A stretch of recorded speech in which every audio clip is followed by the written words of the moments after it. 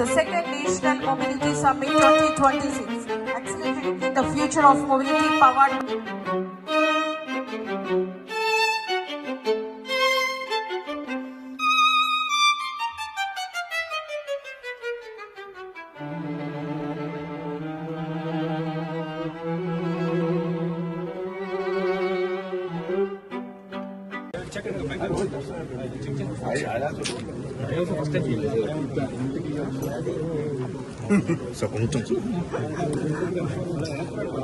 మేము ముందుకొచ్చామంటే మీకు ఒక ఫోటో దొరకదు.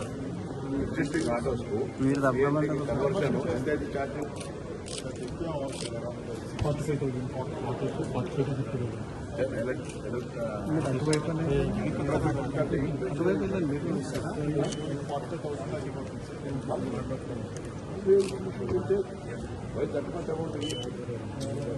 is also very potential to create. Almost 90% availability of centers and throw.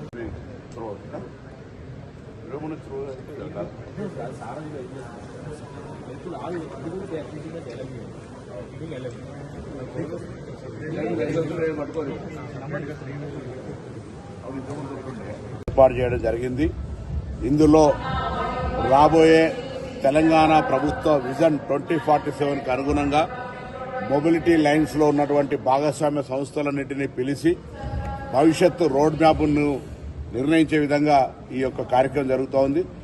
దేశవ్యాప్తంగా మారుతున్నటువంటి పెరుగుతున్నటువంటి నగరాల రవాణా వ్యవస్థకు సంబంధించిన అన్ని రకాల అంశాలను, అందులో ఈవీకి సంబంధించి కావచ్చు, లేదా లేటెస్ట్ టెక్నాలజీ, మెట్రో, ఇతరత్ర అన్ని అంశాలకు సంబంధించినటువంటి జీవన స్థితిగతుల లోపల ఉండేటువంటి అంశాలన్నింటినీ ఈ కాన్ఫరెన్స్ లో డిస్కషన్ చేయడం జరుగుతుంది.